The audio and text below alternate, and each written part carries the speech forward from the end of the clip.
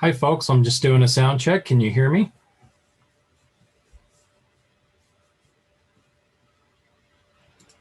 Can you hear me? Yeah, I can hear you. Yes.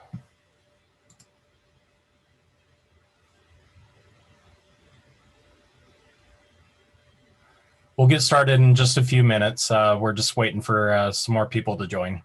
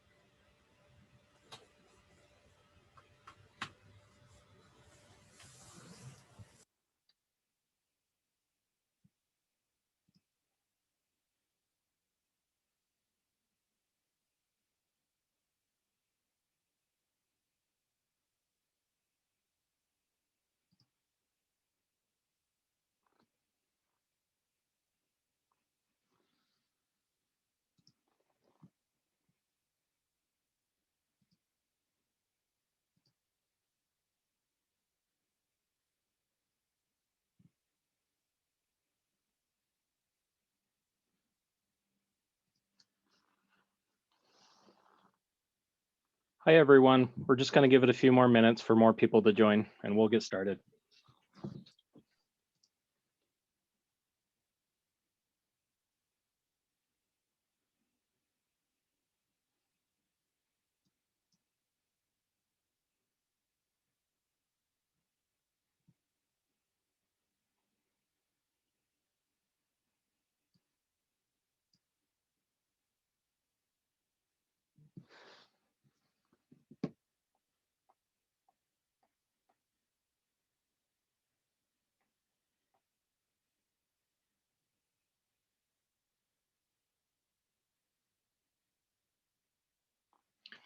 Hello, Molly.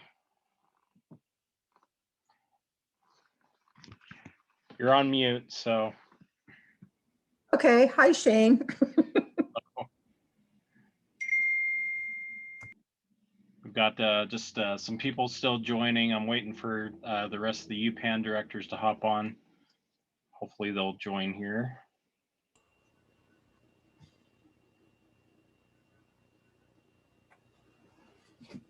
Hi, Ernie. Hello. How are you? Super. Keeping out of trouble. Good deal.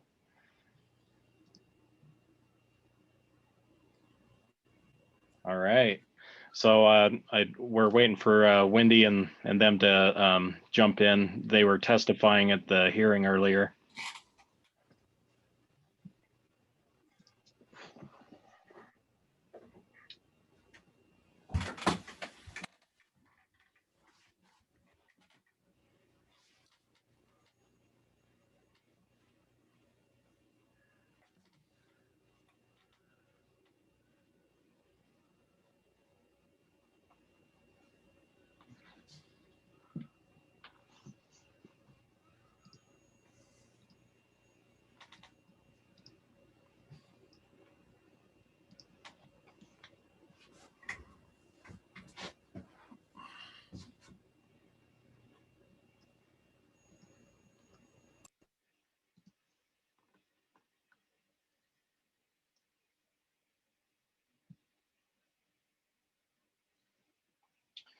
So while we're waiting for more people to jump on, how you doing, Molly? You're still on mute. I'm okay. I just barely got home from the tax person. I'll tell you what. Yeah, it's going to be a long process. Taxes are never fun. No, and then with a death in the family, it just makes it complicated. So, yeah, but it's a step. I got a step done today, so That's good. I'm happy if I can get baby steps done every day. Yeah. Well, you look good. Thank you. I got a shower and I dressed up and put on makeup today because I knew I was gonna He's zooming with UPAN.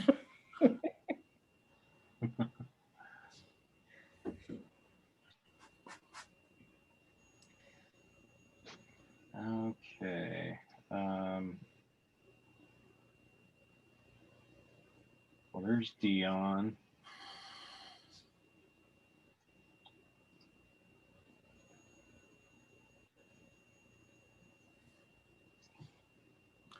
You know, if the big shots in corrections snooped on these meetings, they would learn all kinds of good stuff.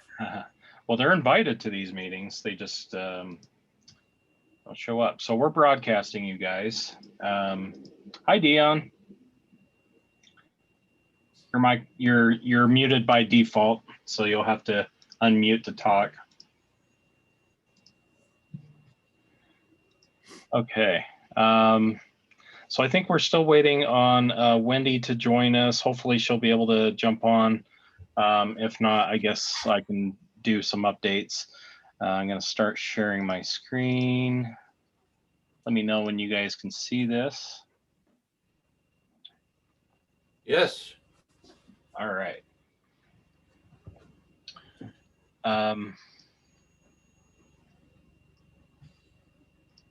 So here's tonight's agenda, which we'll jump through.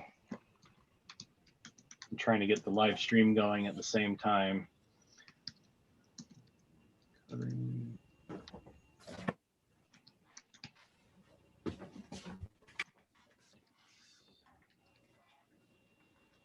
So Shane, when you say live stream, does this mean it's showing up somewhere for people to see if they're not on the Zoom? Yes, so I'm live streaming to Facebook Live and our YouTube page. So it goes out through several different channels. So a recording of today's meeting will be available on those channels. So if you follow us on our Facebook page at facebook.com/Utah Prisoner/live, you can watch us on our live stream. And same thing for YouTube. I think it's youtube.com/Utah Prisoner as well. Good to know. Yes. And it takes just a moment to set up, and everything's just a mad scramble. Today's been a crazy day, especially with all the legislative stuff going on up on the Hill. And I know Faye and Wendy were participating in that, which is great. Hopefully they'll be able to give us some updates about what they found. Okay, and here they are. Great. My favorite people. Okay, so I'll go through and do just a few introductions. My name is Shane Severson. I am with the Utah Prisoner Advocate Network, and my role here is Director of Communications. I run the social media, the website, handle press releases, talk to the press as needed, or set up interviews. That sort of thing. So more of a kind of running things in the background sort of guy. And you probably can't see me because I got to turn my video on, and I'm managing like so many different things at the same time. But that's my role here with UPAN. And then with us on the call today, we have several of the other UPAN directors. We've got UPAN co-founder Molly Prince with us today. I think most people know Molly. She's been doing this a long time. Molly is a licensed clinical social worker with her own practice, and does aftercare primarily with sex offenders, but I think all sorts, right, Molly? And Molly's been at this a long time, and she formed UPAN with two other ladies in 2013, and so we're going on strong still, almost 7-8 years later. So that's pretty remarkable. I think at the time that UPAN was founded, there wasn't really too much in the advocacy space for prisoners. In particular, there's ACLU and maybe a couple of smaller groups. And since then, it's kind of exploded, and there's been quite a few grassroots organizations kind of cropping up all over the place. So that's pretty exciting. With us also on the call today, we've got Ann Bradshaw. Hi, Ann. Ann is kind of our volunteer coordinator. She just kind of helps coordinate all kinds of stuff that we need her to. So we appreciate everything that Ann does. Deon Corkins is on today. Deon, if you are a newsletter volunteer, Deon manages the UPAN newsletter going out to our loved ones in the prisons, and she manages those lists and coordinates with volunteers and so much more. So hi, Deon, we appreciate everything that you do. You're amazing. And also with us today, we have Ernie Rogers. Hi, Ernie. Ernie is our director of probation and parole. He works primarily interfacing with the Board of Pardons and Parole, and covers kind of those issues. So we appreciate what you do, Ernie. Thank you very much. And we've got Wendy Parmley on the line with us today. And Wendy is our director of medical issues. So she's very busy these days. And hi, Wendy. Thank you. We appreciate everything that you do. And Wendy was actually involved in some of the testimony up on the Hill today, I believe. And we'll be reporting a little bit on that later. So with that, we'll get the introductions out of the way. And I think, Wendy, if you're up to it, I can turn the time over to you. Before I do that, I just wanted to also mention, anybody, feel free to jump in and ask questions at any time. You don't really need to wait or raise your hands or whatever. If you like, you can use the chat to post a question. There will be video recordings available on, like I said, on Facebook and YouTube. When you're not speaking, please try to mute yourself, just so that we kind of eliminate background noise. Sort of helps. So with that, I think we've got COVID-19 and vaccine updates. Are you there, Wendy? Yeah, sorry. I sent you a text saying I was in the middle of eating, but I am happy to do this right now. I'm sorry, Wendy. That's okay. We just got 12 different things. We just got done with the committee meeting, so so I took a quick break, but just wanted to report. Thankfully, the COVID situation has simmered down a little bit. We still do have 132 active cases throughout the system, with 34 of those being in Draper and 45 in Gunnison, 48 in the county jails, and 5 in the CCCs. And still, the reported deaths are 15. As far as vaccines, the vaccine schedule is going along at the same pace that the community vaccine schedule is. So they have already offered all of those who are 70 years and older the vaccine. And those who have requested it have received it. And that was the report that I heard in committee hearing, the executive offices and criminal justice committee hearing last week, reported that all 70 plus have received it. As that goes down next month to 65 and 65-year-olds and pre-existing conditions, and there's a list of pre-existing conditions, I suspect that that will happen in the prison system as well, that they'll be offered just as the community continues to be offered, going from highest risk to lowest risk. On the coronavirus.utah.gov website, it lists total cases of those in detention at 3,329, with total hospitalizations at 85. That has crept up about, the hospitalizations, about 10 in the last month. So really, it has stabilized somewhat as far as the outbreak there. So we're happy about that. And then I continue to receive emails and letters from folks who are concerned about overall prison medical conditions, and have been able to advocate on behalf of some of those who struggled getting appropriate interventions, and some have been successfully treated since that advocacy, and some have not. And the hope is that we can get a legislative audit, but I haven't heard whether or not that will indeed happen. The health department is collaborating with the Draper folks with prison medical to conduct their own audit of the COVID response and see what are the opportunities for improvement, where the shortcomings might have been. So that may preempt any legislative audit. I'm not sure, and I hope not, because I think there's a broader medical issue, medical treatment issue that we'll continue to advocate for. So I appreciate all of you who have reached out yourselves to Tony Washington and others who are advocating for your loved ones, and hope that things can be better in the future.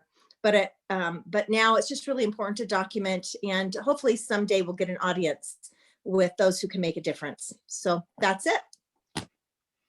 That was fast. That was super fast. Okay. Any questions for Wendy about the COVID-19?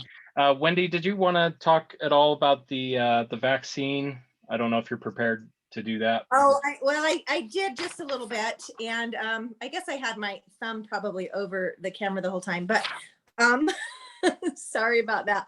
But those who are over 70 have already been offered the vaccine, and many have received it. So everybody who wanted one over 70 has received the vaccine. Next month, the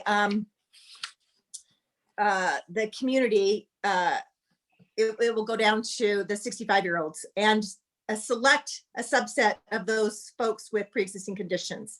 So I suspect that will include those who are incarcerated, those same limitations, the age limit decreasing to 65, and then those pre-existing conditions.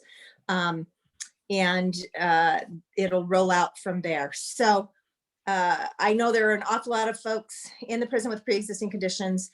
If they are on the list, my sense is that they will be included in being offered the vaccine. I did hear of a situation where I think it was the Salt Lake County Jail. You can correct me, Shane, if I'm wrong, but where folks were woken up at 2:30 in the morning and hurriedly asked to sign a consent. I'm sure that was a consent for immunization, and they were concerned that it was in the middle of the night. I suspect that was probably extra doses that went unused in the county, and they have to be used within a couple of hours, a few hours. They cannot be refrozen, and the storage is problematic. And so rather than waste those, I'm certain that there was an opportunity to see if there was somebody who could use those who was in prison or jail. So I hope that's the situation, but that's my sense that that's what it was. Any questions? There might have been a chat. When do they expect everyone to get the vaccine? You know what, in the community, not until fall. Really, it's more of a supply issue at this point. And as I followed that very closely, and my husband is high risk and wants to be immunized as quickly as possible. It's really a matter of supply. And so that has increased quite dramatically, the number of doses that we're getting to the state on a weekly basis. But those come in weekly, and then they're used up within that week. And they have to keep out a subset for second doses, because as you heard in the news, for the Pfizer vaccine, you have to have that on day 21. And for the Moderna, it's day 28. If the Johnson & Johnson and the AstraZeneca, I think is what it's called, become approved by the FDA, then those will be single doses, and that will increase our supply because they've already manufactured supply. They're just waiting for approval to start shipping. So anyway, it's going to take a long time. If you calculate it out, and I've done this, if we go at the current rate of immunization, which our state's doing pretty well, but it will still take to the end of the year to get everybody immunized. Wow. So I think hopefully you can see what I'm showing on my screen here. On coronavirus.utah.gov, they do have this new page here you can go to for the distribution timeline for the COVID-19 vaccine. I'm not sure, this seems to be more updated than the vaccination plan that was initially put out in October by the Utah Department of Health. And I'm not sure if one supersedes the other. Do you know, Wendy? Yeah, this is more current. I reviewed that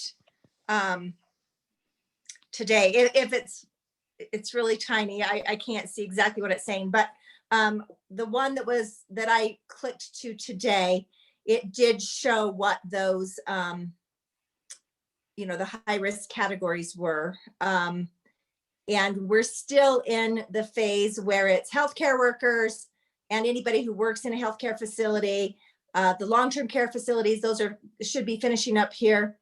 And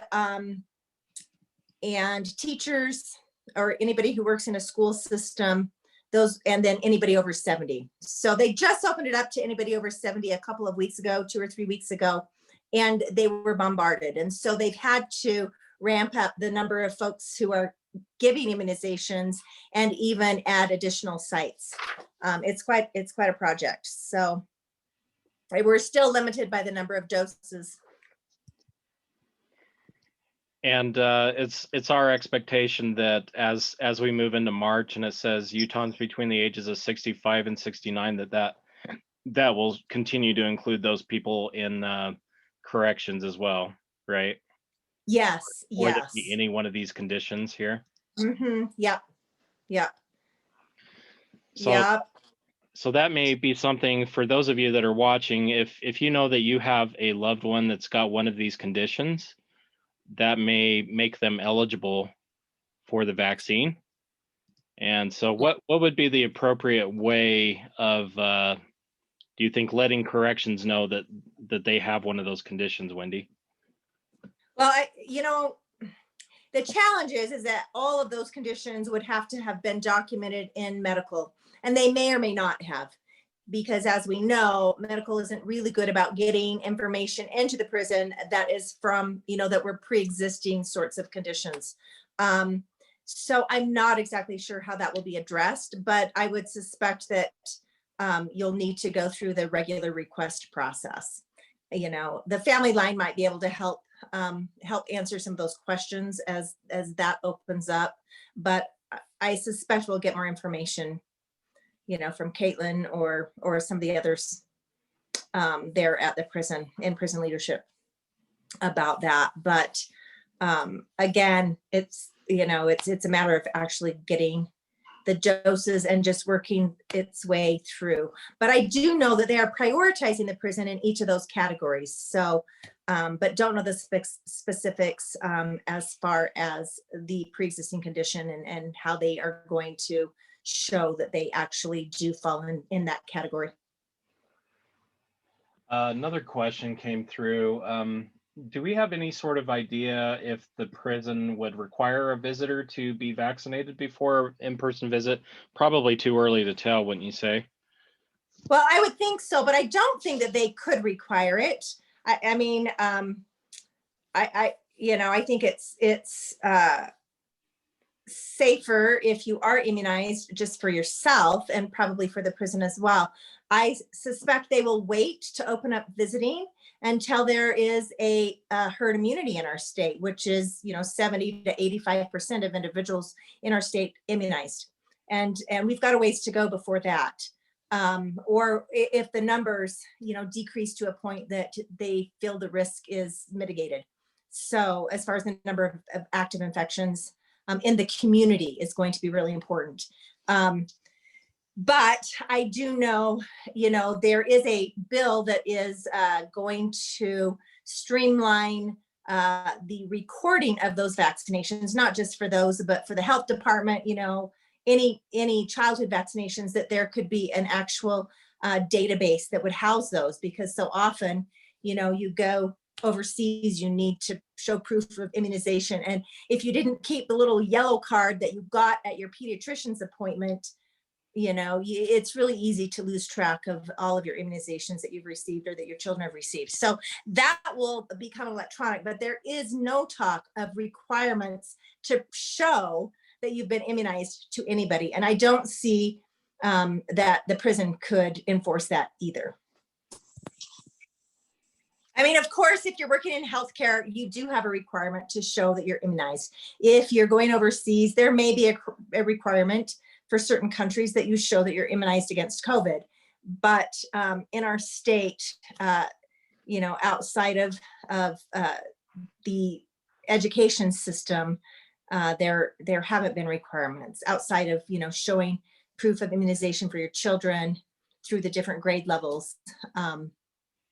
And then some ability to opt out, depending on the state law. But beyond that, you know, your workplace can require you to show proof of immunization. That is legal.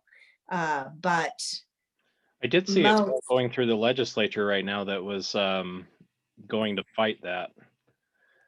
Did you see that? Well, I don't know that they can. I mean, healthcare organizations, you have to make sure that you're immunized. And if there are other similar types of organizations, if it's a high needs industry, you know, for example, a durable medical equipment industry or something where you have to have a healthy staff, I don't see that they could mandate that businesses cannot ask your immunization status, because there are some legitimate needs to know in some of those industries. So I think there will be some pushback to that, but at least from the healthcare industry, that's not going to fly. You can't treat patients if you're not protected. Yep. I think another burning question, I know this is a popular topic in the UPAN support group. For those of you that don't know, I think most of you are already in the UPAN support group, but we have a private Facebook group that you can join, that you can go to facebook.com/Utah Prisoner, and there's a link there where you can join our group of families for networking. But a hot topic in that Facebook group is when is visiting going to be reopened? And I think it all comes down to you know, mitigating the risk, probably achieving herd immunity, like what Wendy was suggesting. I'm wondering what the other directors have to say about that. What's a reasonable expectation, do you think? I know that's ultimately corrections call, but what can people expect, do you think? I'm going to suggest that it's really possible that it's not going to be till summer or fall, until after everyone has had the community has had opportunities for vaccination. And also possibly they're going to have to look at the new variants that are more infectious. And I would imagine it would, and again, this is total speculation. I have no inside line on this, but probably after everyone in the prison has had the opportunity to, excuse me, be vaccinated as well. They can refuse, but they probably aren't going to open up in-person contact visits until all of that is accomplished, especially now that they're getting the video visits up and running. That's just my guess. Mm-hmm. And that's probably a good segue. I was going to cover the Utah State Legislature and key criminal justice bills first, but I know there's a couple of topics on everybody's mind that we probably want to have a discussion about. And again, if any of you want to jump in or have any questions, feel free to unmute yourselves and ask a question. You don't have to use the chat. We want this to be a back and forth discussion. We can jump into the discussion of video visiting first and then circle back for the criminal justice bills. But before we do that, does anybody have any questions before we move on about vaccines and the COVID-19 numbers here before we move on to video visitation.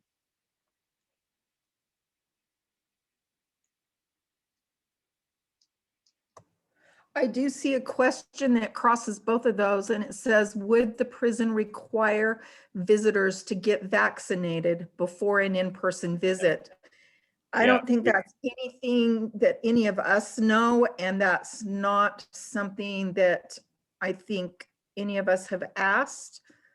The prison, we can certainly ask Caitlin, but she probably won't know until they get closer to implementing in-person visits. Yeah, and did you have something to add, Wendy? Your hand. You know what? I see my hand sitting up there and it shows I can't find my hand. So Oh. you can lower my hand for me. I don't have anything else to add. Okay. I saw your hand up, so. Yeah. Great. So yeah, that's a really great question. And we'll have to bridge those questions with UDC when they get, and I think they're still probably in the process of figuring all this out, what it's going to take. But again, the coronavirus.utah.gov, it's a good resource. Like I said, this website you can navigate to by going to this site right here, coronavirus.utah.gov.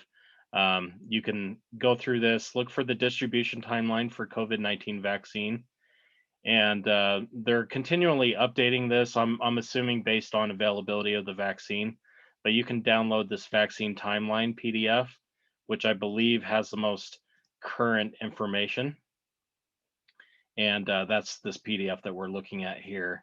So it's kind of breaking down what the first bit was in February. And I believe Corrections just recently gave an update to the Utah State Legislature. And I believe in that meeting that they said many of their staff started getting vaccinated in January.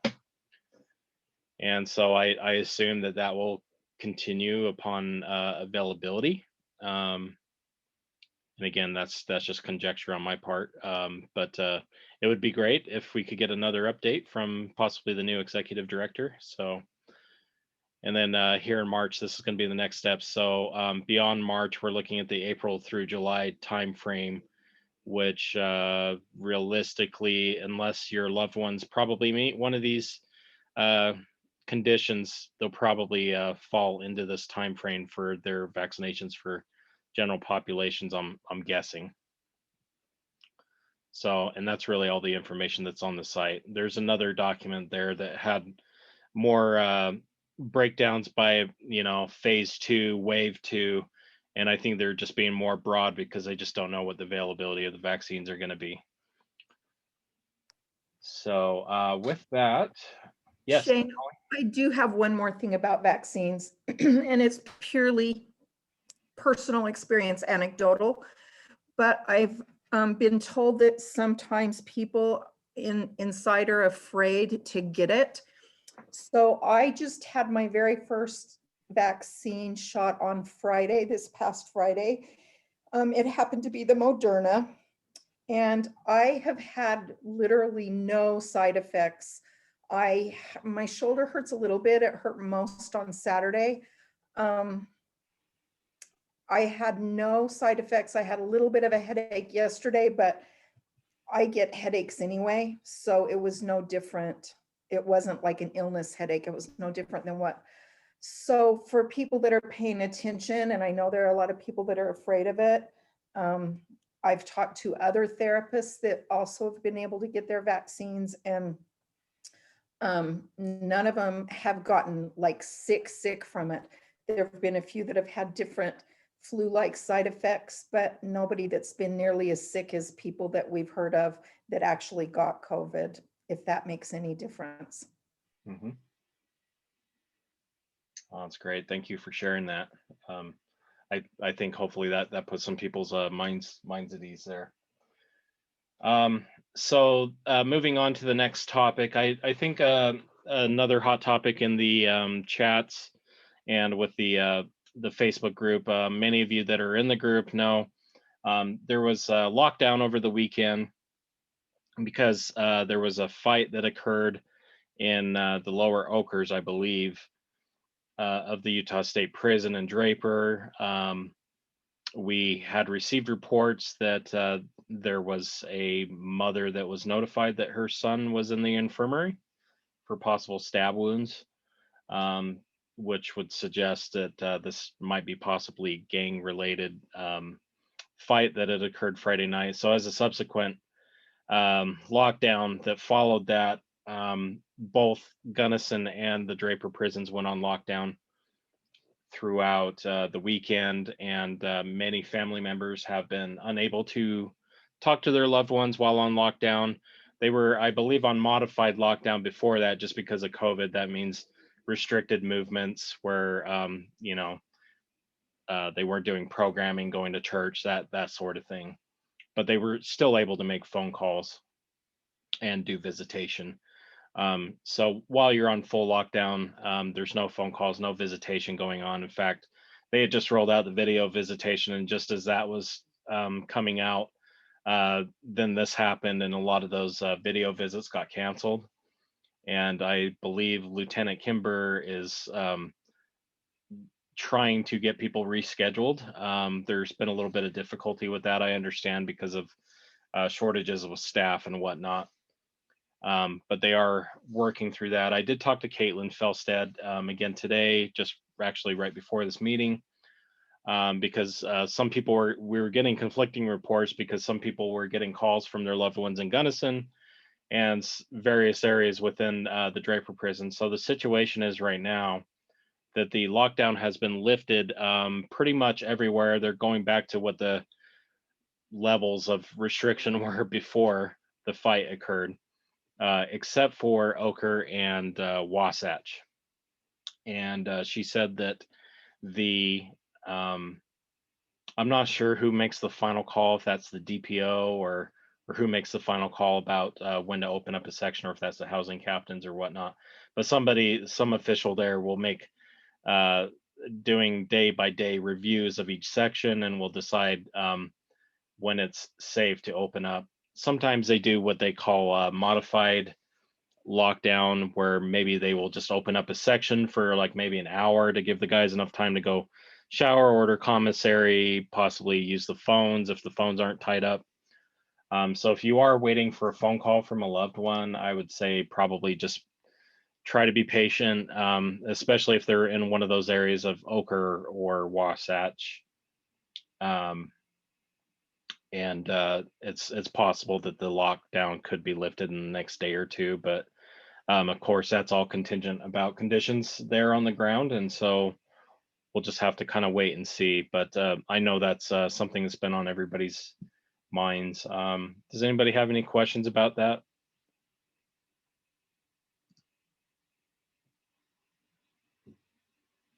Shane, I do notice, and this is more maybe about visiting, but I noticed that you posted somewhere that there's now an email address to schedule video visiting. So maybe that's more about our next topic, but Yes. okay, that might be a way to. Yeah. So I was just covering the little bit about the lockdown, because I know that was of concern. So in our group here, so I'll close this. So in our UPAN Facebook group, we've got a post here that I had just put in there about, where is it?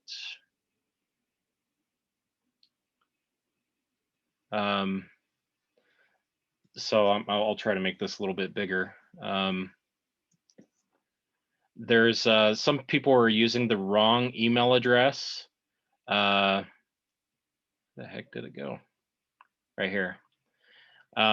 So some people were using the USP visiting at utah.gov to try to schedule their visits, or CUCF visiting at utah.gov to schedule their visits. That's not the correct address to schedule a visit. Only if you're renewing or submitting a visiting application do you use one of those two addresses.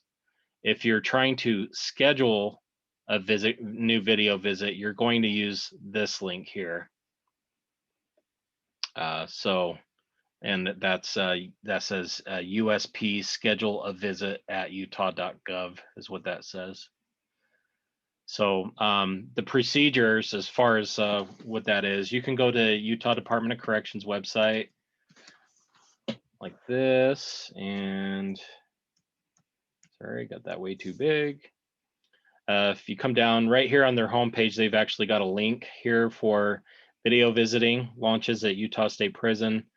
It gives you a little bit of information here about what you need to do, what are the steps that you need to take. There's actually a link down here that you can also click on this link for more detailed information. So really the steps for scheduling a visit is, before scheduling a visit, any prospective visitors, you'll have to have submitted a visiting application with a photo ID, just the same as we always have. And you'll send that to one of those two addresses that I aforementioned there, USP visiting at utah.gov or CUCF visiting at utah.gov if they are located in Gunnison. Procedures are different. If you have a loved one in one of the county jails, the procedures are different. This is only for the prisons. And then to schedule a visit, like I said, you would use this email address. So the visits are scheduled 2 business days in advance. They're only allowed one visit per day. Visits sometimes can be canceled, as we saw with the lockdown. So you can actually pull up the video visiting schedule here, which is hard to read, but for example, so all of these with Oakers and Wasatch, pretty much none of those are taking place right now because they're on lockdown. So,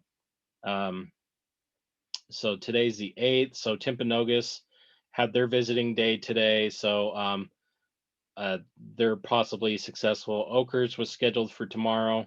So probably no video visiting unless they open the lockdown tomorrow or the 10th throughout probably the rest of the week. And then you're going to have Saturday the 6th. Promontory, I believe, does have video visiting. And I believe Faye, I don't know if Faye's on, but she did use the video visiting.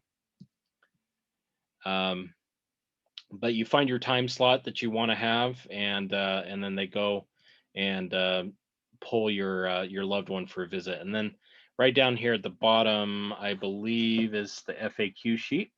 So we submitted some frequently asked questions to Caitlin Felstead, and she responded with this. Sorry, it's not the fact sheet. A fact sheet. So some frequently asked questions here. First question that we asked was the instructions, which we're referring to these instructions here. These instructions mention that you have to use a username and password to get into Thrive to use the video visiting. And but there's, in the instructions, there was no username or password provided.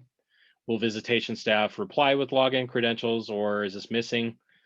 And they replied, visiting application will still be processed the same way. Once you have passed the background check, your information will be entered into the video visiting system, and the visitor will receive an email with your username and password in it. The email will also include instructions pertaining to how to log into your visit. So the way that you go into Thrive, so the video visitation is called Thrive. That's what the name of their service that they call it. It's a free service for both visitors and incarcerated. UDC is paying for that. So we encourage you to take advantage of that. It's done through an online interface, it's sort of like what we're using now. And then on their end, they have a tablet that's got a camera on it that they're using. And so the first time that you're using Thrive, you'll be given a link to download. So ensure that you're using a device that's approved for video visitation. So like an iPhone, iPad, Apple computer, for example, using Safari browser, or if you have an Android phone, PC, or Chromebook, You could use Chrome, Edge, or Firefox, for example. It does say the Internet Explorer is not approved or doesn't work on Internet Explorer because that's getting sunset by Microsoft. The once you're able to, you've got that on your PC, you'll click on this link, thrive.connectedcorrections.com. This is their vendor, and you'll be taken to a login page that looks like this.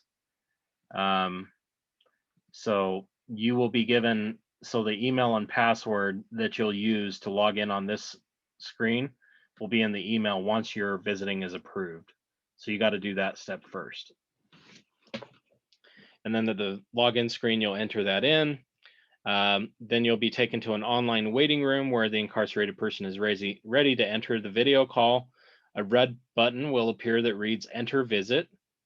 So this is showing what the visitor waiting room looks like. The incarcerated person isn't online yet. This says wait for your visit to start. When your visit is ready to connect, a button will appear below that says click to enter call. And then you'll click the red button, the Enter Visit button, when they're on the other end so that they can pick up. And then you'll begin your call. And then they'll have to accept your call, and then you'll start your video visit. So that's essentially how it works. And I think I just saw Faye get on there. Hey, Faye, I know you're just hopping on. Oh, first, it looks like Jessica's got a question. You got a question for us, Jessica? You'll need to unmute. Yes. Hello, everybody. I have a question about the Draper Prison. Does anybody know if the Uinta facility is going to allow video visits? Yes. So part of those questions that we asked earlier, that was going to be actually the second question here. So good segue. We asked, many families are asking when video visitation will be available for both Uinta and Gunnison. And they said in a previous communication that they said in the coming weeks.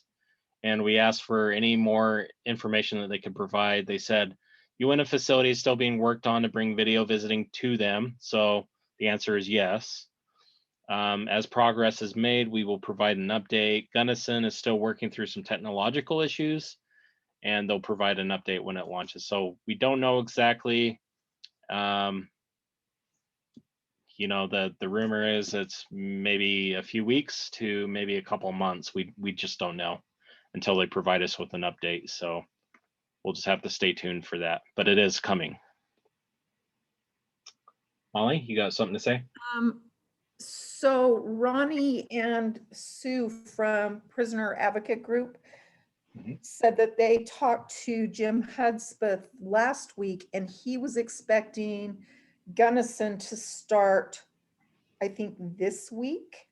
Now, who knows what that really means, because when we talked to Caitlin, she wasn't willing to give us well, I talked to Caitlin and then she answered your questions all kind of in the same day, and she did not seem willing to give us a deadline. But one of the things with Uinta that I was told by the state technical person several, like a couple of months ago, was in the Uintas, because it's max, there's a lot more steel and a lot more, like the structure is harder for Wi-Fi to get through.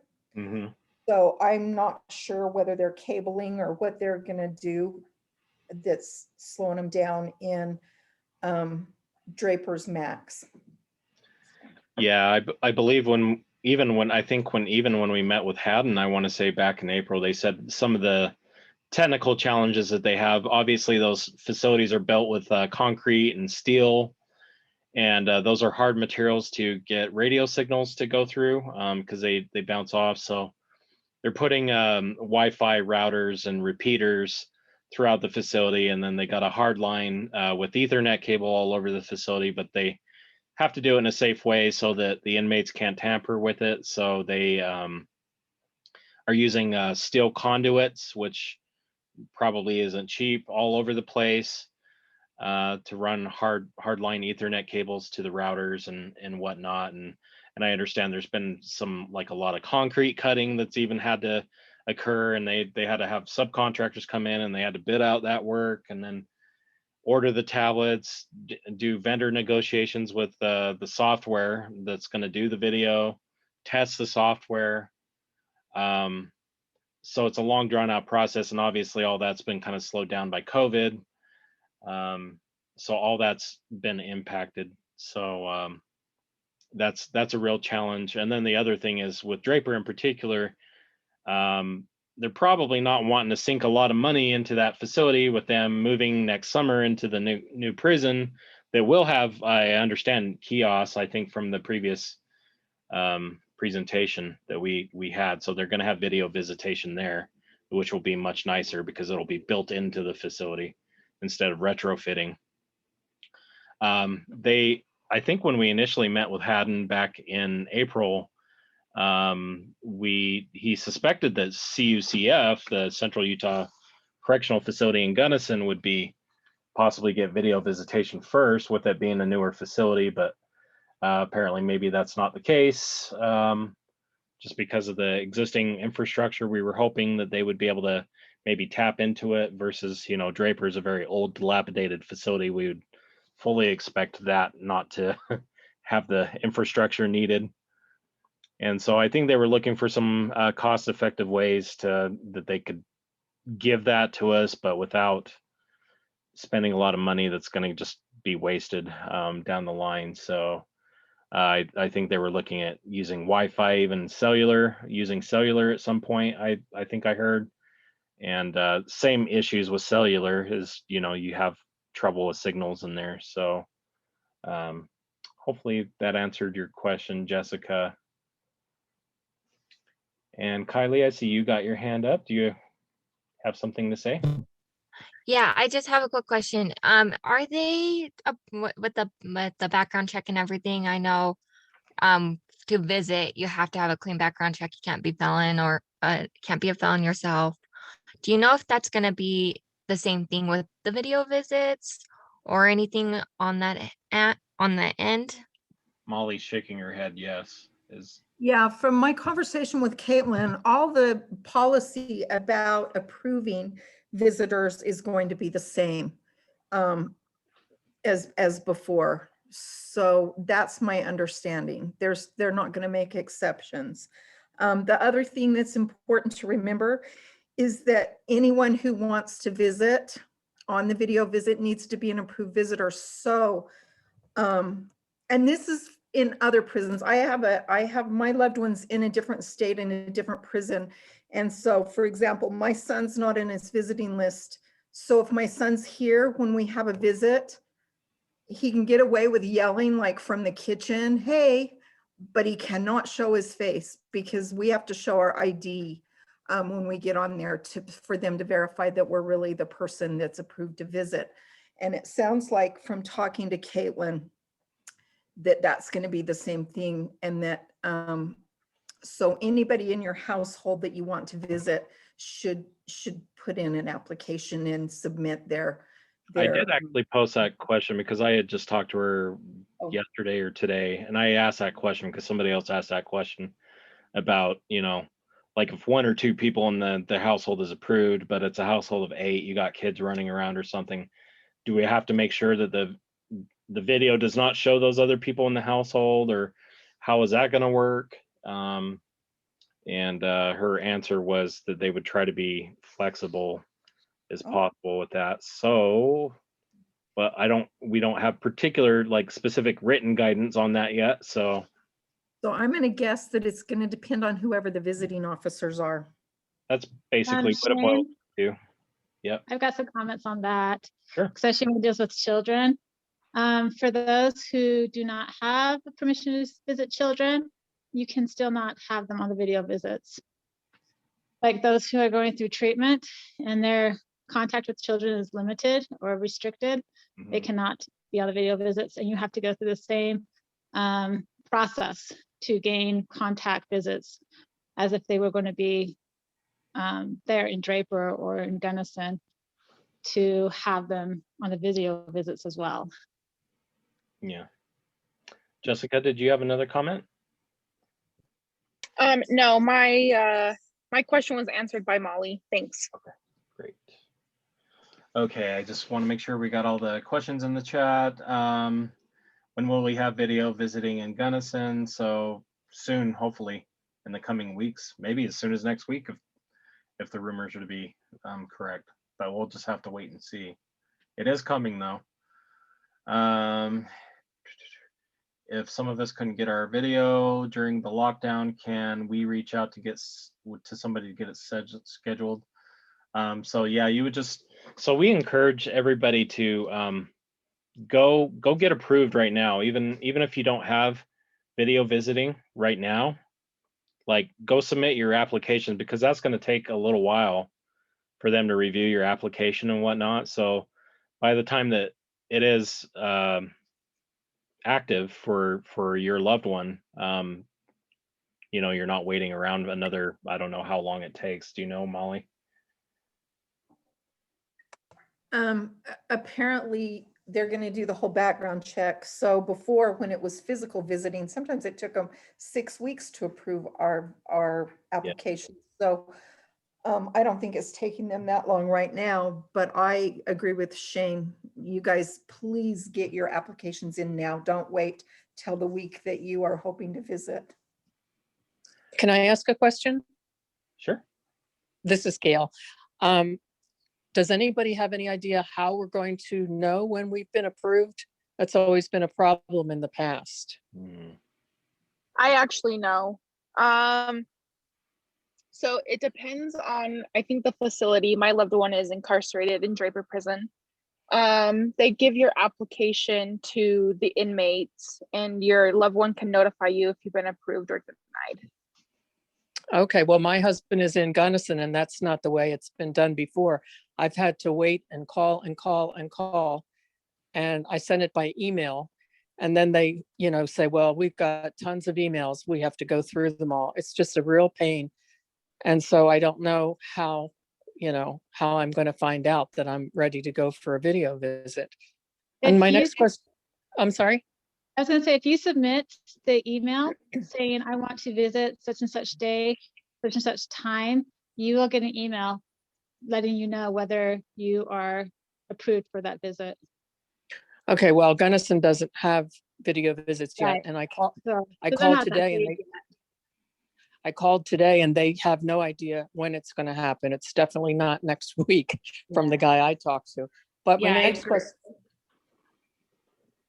What I've also heard regarding the visits, like the treatment, they didn't even know the video visits were up and running yet as of last week. You know, when I called to talk to one of the directors in the treatment, it was news to her.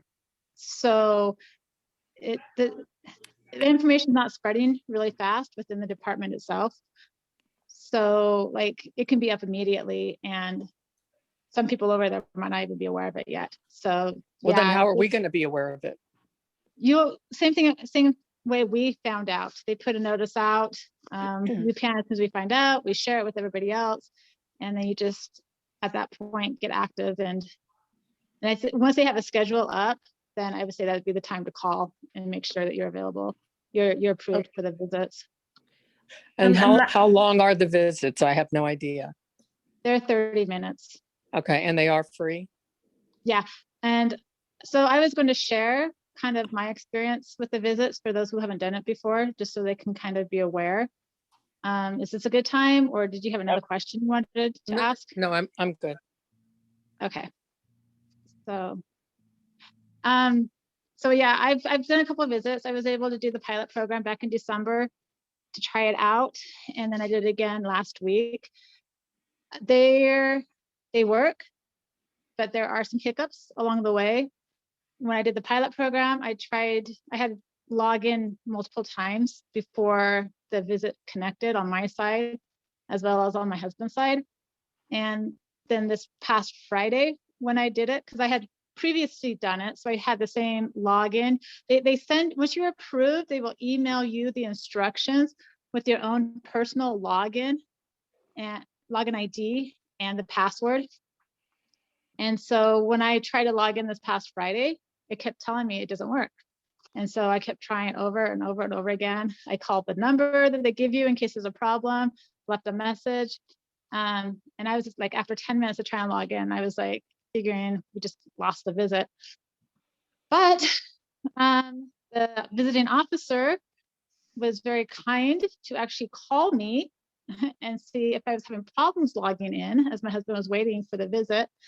And then when I told him I couldn't log in, you know, we tried a few more times with him on the phone, and then he went to another level. They reset everything for me, and then I was able to log in.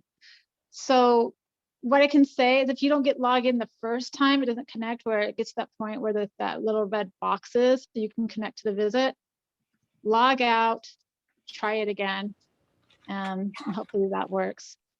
The visits are, for the time you connect and actually start visiting, it is timed 30 minutes. And there's no warning when that 30 minutes is up. So I would probably say have a little clock or something close by, because as soon as the 30 minutes is up, it just disconnects immediately without any type of a warning.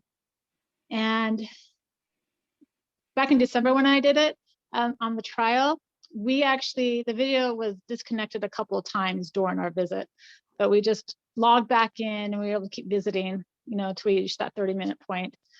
This time last week, we didn't have it ever log out during the visit, but my husband's video kind of froze. I could still hear him and talk to him, but the image was frozen. And he said that my image continued to work the whole time. So I can say that they are still having some cellular transmission type problems, but overall it is working, and it is nice to have that visual contact with your loved one. I hear that they are treating these like contact visits.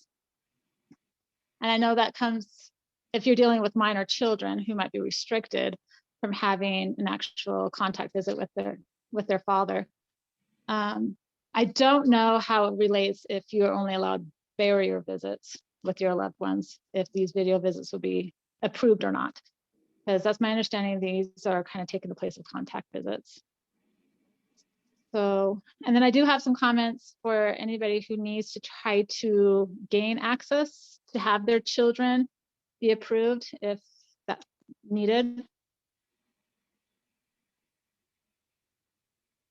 Okay, I guess What's special about it, just in case there's yeah. people watching? So like I said, the programming department was not aware well into last week, even if the visits had started, that they were up and running, because every time my husband had asked, okay, so those of you who have restrictions against minors and your children visiting, there's a plan to reintegrate the kids, and it's called 222. So once they're actually in the core programming, after 2 months, they can get therapist approval to write letters. After 2 more months, they can get therapist approval for phone calls. And then after final 2 months, then they can get therapist approval for contact visits.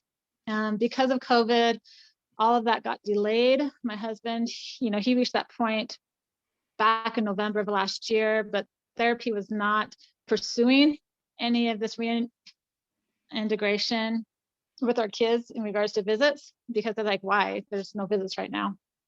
So now that's up and going. I did contact Dr. Waltrip, who is over SOTP, and basically you have to make sure your loved one has a authorization, or what are they called? Like, I'm authorized to have his records. So a record authorization has to be in place so that the therapist can talk to me about him. And then there's another form that has to be signed that allows the visiting department know that the contact has been authorized through programming. And once those things are in place, then you have to schedule a visit when the therapist is available to sit in on the first visit, just to make sure there's nothing inappropriate happening. And then my understanding is after that point, you have the contact visits approved. Like, we're just still in the process. Like, I talked to Dr. Waltrip last week. We're trying to get the forms signed this week, and we're hoping maybe by next week or the week after we can have that visit. with the therapist present. So that's just a heads up for those who have children that have been restricted that want to start visiting on video. Wow, that's great. Thank you, Faye, for sharing your experience. Mhm. Michelle, I wanted to acknowledge you. I saw your comments here. Thank you for sharing that. Michelle put in the chat some suggestions about how that you could be notified if your visitation approval is indeed has gone through. She posted in there, if you wish to be notified of the approval or denial of your application, please include self-addressed stamped envelope with your application. Mail or deliver the completed application form with all documentation, the signed consent form, and any other supplemental information to the appropriate visiting office. And then she's got the addresses there. Is that process, Faye, do you know, would that work with video visitation? I would assume it's the same office, so sending a self-addressed stamped envelope should work. Yeah, it would. I always found it faster to just call them. I've never had problems calling and asking if what the status of my application is. I do things by email now. I feel it's a little bit more secure than trying to go to the post office because it's more direct. And it's been fast turnaround. Just remember, if you are only approved as a visitor for 1 year, so make sure that if you have to do a renewal, that gets taken care of in a timely manner. So back in November-ish, December-ish, when I was trying to get everything updated for the earlier visit, it was actually pretty fast. I put in my application. I went through the second step where you have to actually send a second email with a copy of your driver's license and a list of who is going to be on the visit, as well as your email address. And then I got an email back pretty quick from those who are running the video visit program. And then again, so this past week, when I requested to do the visit last Friday, make sure you send an email to them 48 hours in advance. It says, one place I saw 2 days. On the actual form, it says 48 hours. You just have to do it. I put in the header, hey, scheduling visit for such and such day at such and such time. And then, in the subject, just like, hey, can I do this visit? Any information you need. I got an email back pretty quick with the instructions. I've had to log in to make sure I have those. And then the day before the visit, I got another email from the visiting officer saying, you are scheduled. Hope you have a good visit. So I would say those within the managing the video program are on the ball. I don't know if it's just right now because there's not as many people who are ready for the video visits and it's a little slower. But as of right now, I've had really good reception from them, support, and making sure these visits work. And then I just wanted to add, Faye, specifically at Gunnison, they said they will only accept a driver's license or photo ID that's in color. I don't know if it was just the particular individual I spoke to, but it's they possible. had one on. So I just wanted to add, just in case, to eliminate one potential barrier, people to send their ID in color. Yeah, and I have a color scanner, so I didn't even think twice about that, but that's good information. Yeah, I think the instructions actually say to just pull out your ID. If you have a smartphone, take a picture of it and email it. But of course, not everybody has a smartphone. Not everybody has a computer or email, and especially people that are technology adverse. All of this still kind of remains to be a bit of an issue about how to use a technology. I think there's a minimum expectation there.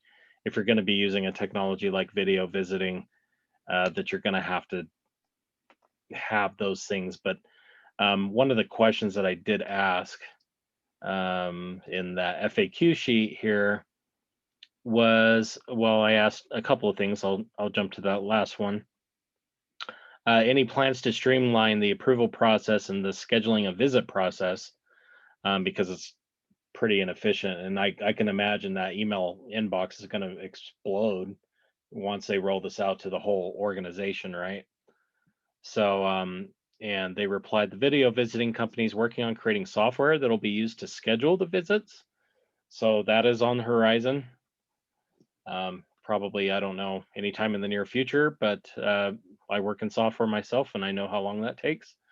So Caitlin told me in our conversation the other day that she was thinking hopefully sometime in March. wow, that would be great. So they must And- already be working on it. Yeah, the way it sounded is hopefully there'll be a place to go on the website and you plug your information in, and I don't know exactly how to work, but that way they only have 2 visiting sergeants that are busy scheduling.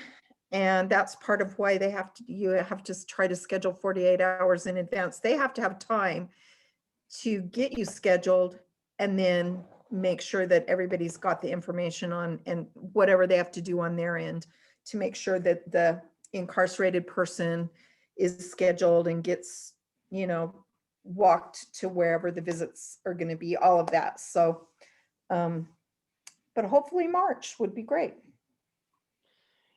Yes. And on that, I did ask, wondering why video visitation has to be scheduled so far in advance and only on certain days like in-person visits. Because video visitation, I know this from personal experience because I have a loved one in IPP county jails that are typically done in an app, and the visits can be done anytime during normal hours in most cases. And their response was, we require 48-hour advance notice from visitor to schedule a visit. This is to give our limited number of visiting staff enough time to receive the email from the visitor and ensure that the visitor and the inmate is in the video visiting system. Right now, it's a manual job requiring 2 visiting sergeants assigned to that task to complete. Keep in mind that we're receiving a high volume of requests, so the visiting sergeants are working as fast as they can. So, so those are the challenges they're faced with right now. And obviously, as they scale up, that will probably be more of a challenge. So something to keep in mind. Make sure you have ample time. And yes, video visits are free. So we asked, what's the cost associated with video visitation?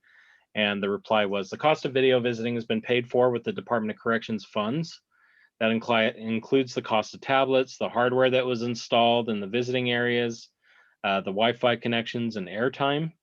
The system works like a cell phone plan. The Department of Corrections purchased a significant amount of airtime, and they can purchase more if needed. And it's not yet been decided if the Department of Corrections will transition to charging a minimal fee per visit like the county jails do, but right now it's free. So,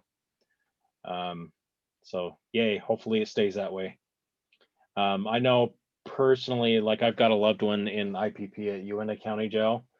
And right now during COVID, you get 1 free hour per week. So we divide that into 2 half-hour visits. But without that, I think video calls for 30 minutes, like $4. But like if I were to call him on the phone, it's like $8. So, and that's just from Salt Lake to Vernal. So that's pretty crazy. Let's see, I'm looking at the comments here. It would be great if it was similar to how Davis County Jail has done it, even prior to COVID. Yeah, that's probably pretty similar to Shelda, what I've experienced. I know Uinta County Jail, they use GTL Telemate Getting Out, which I have a love-hate relationship with that app. I love it when it actually works, but boy, it really irritates me when it doesn't and it drops calls. It's so frustrating. And, and I feel like the app could function better. Let's see. Yeah, so that's great, Faye. No cost. So, all right. Any other questions about video visiting before we move on? Did we cover everything? Okay, exciting stuff. Thanks again, Faye, for sharing your experience there. Okay, so the last time, our last UPAN meeting that we had talked to Marina Lowe from ACLU of Utah, And she had mentioned that, you know, the 2021 general session was about ready to start, and the general session goes from like mid-January through mid-March, I think. I forget the specific dates. And in that period of time, a lot of bills are introduced. Not all of them actually get up for a vote, and even fewer actually make it to the governor's desk for signing into law. But having said that, there is some useful tools at our disposal here that I would love to show you. Marina had kind of touched on some of this using the Utah State Legislature website. Would you guys like to see a demo, or would you like us to just go straight into the bills? Are you interested in seeing how the website works?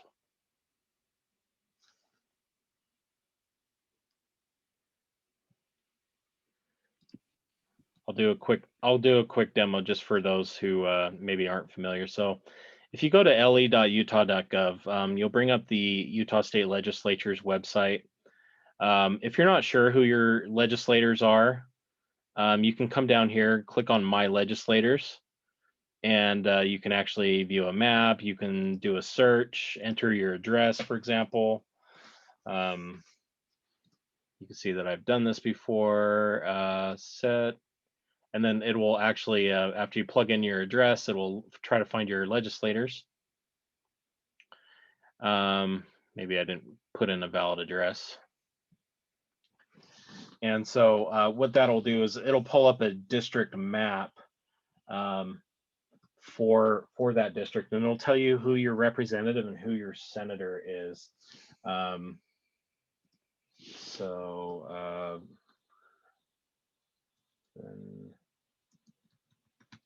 Let's try putting in a real address here.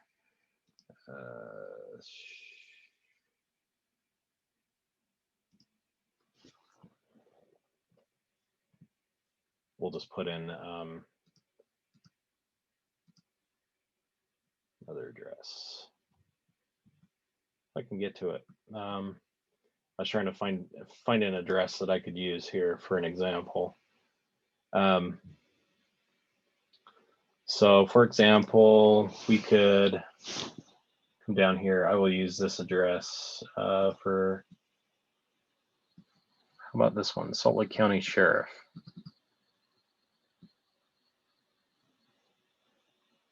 See if this works.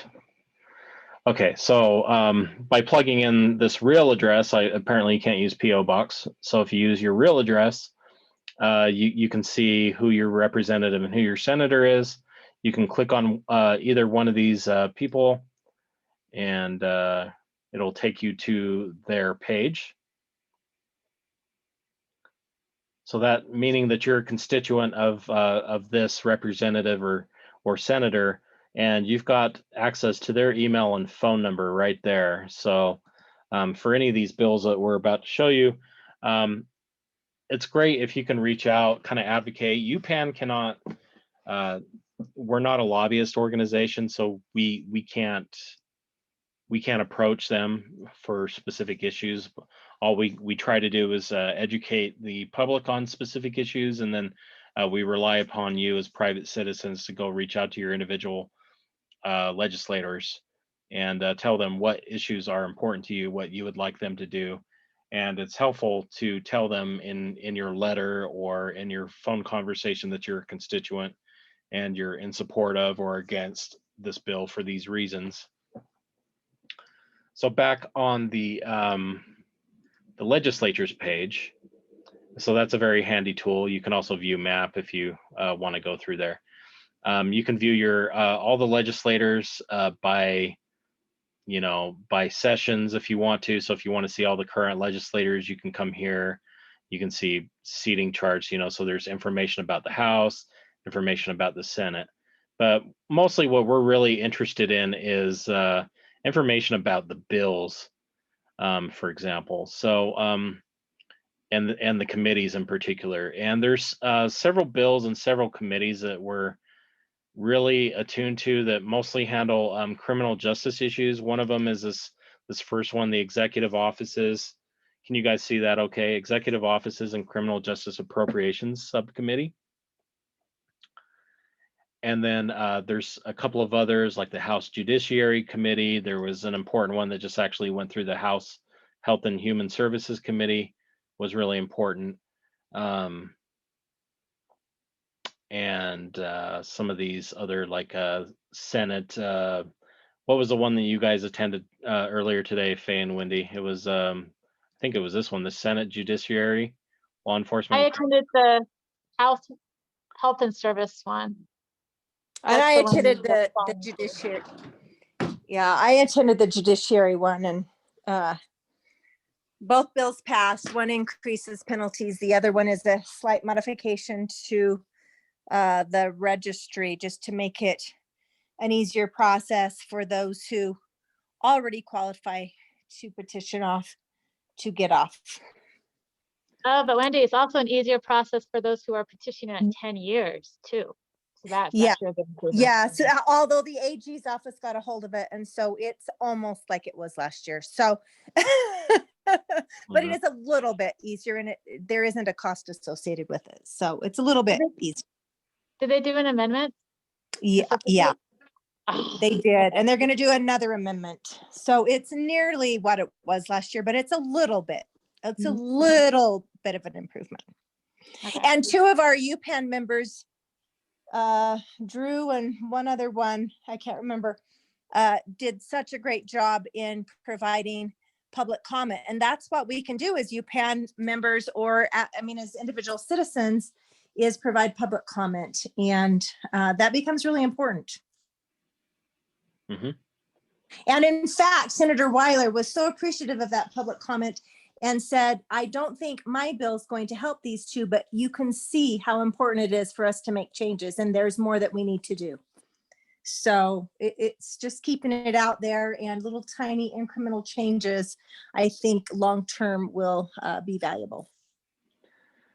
So in trying to decide what bills are even out there, what's going through the pipeline, because you can see here by just going through this page, numbered bills, as was explained by Marina last meeting.